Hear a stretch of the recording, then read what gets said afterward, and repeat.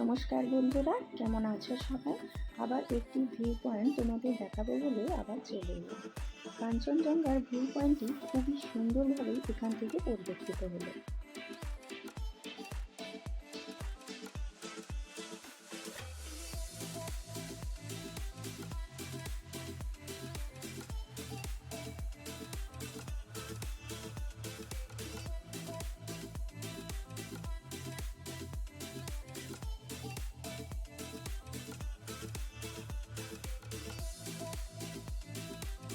পথে আস্তে আস্তে একটা টি গার্ডেনকেও দেখতে পেলাম।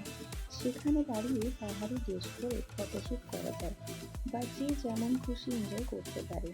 আমিও করে নিলাম আর এই ড্রেস করার ভিডিওটি তোমাদের সাথে শেয়ার করলাম।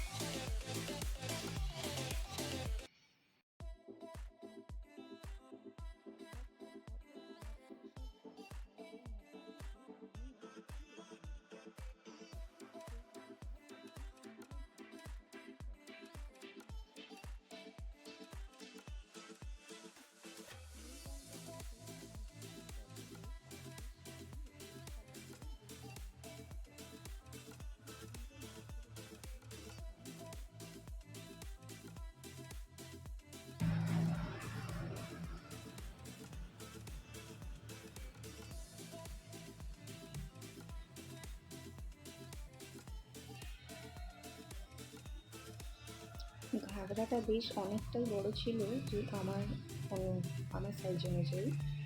তো অনেকটা ওপরেই দিতে হয়েছিল, তো ভালো করে করে দিয়েছিল বলে অতটা অসুবিধা হয়নি।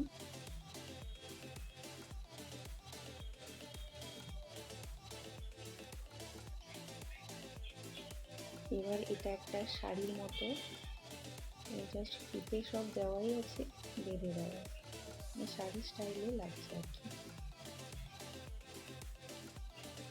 মাথায় একটা চুড়ি দিয়ে দিল, যেটাতে কানের দুলও রয়েছে আর মাথাতে একটা টিকলিও রয়েছে। এটা দিতে আরো বেশ সুন্দর লাগছে।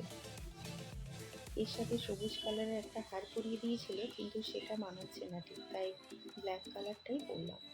দেখো, এইটা বেশ মানাচ্ছে।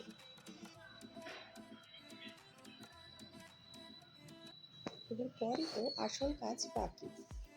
চা পাতা তোলার যে ঝুড়িটি মাথায় পরিয়ে দিল, ব্যাস আমার পুরো সাজগোজ কমপ্লিট। এবার উঠতে ফিরু চলতে রাহু মস্ত গগন মে, আজ মে আজাদ হুঁ দুনিয়া কি চমন মে। চারিদিকে একটু ঘোরাঘুরি করে নিলাম। চা বাগানটাতে মনে হচ্ছে যেন পুরোটাই ঘুরে ঘুরে আরো দূরে চলে যায়। চারিদিকে যেখানেই দেখবে সারি সারি চা আর চা। আমাদের যেমন জমি থাকে সাধারণত, ধান চাষ হয় চারিদিকে, আরো অনেক কিছু সর্ষে চাষ হয়, সেরকম এখানে যেদিকেই তাকাবে শুধু চা পাতা আর চায়ের। কিন্তু সময়ও লেগে যাবে অনেকটাই, তাই একটু ওপরে গিয়ে নিচে আবার ঘুরে চলে গেলাম। এখানে দেখো চা পাতা তোলার স্টাইল করলাম একটু, কিন্তু চা পাতা তুলিনি, একটাও তোলা বারণ।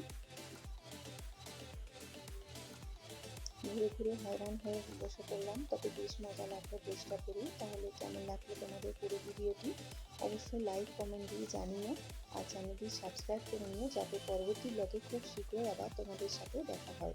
তাহলে এখনকার মতো টাটা, সবাই ভালো থেকে সুস্থ।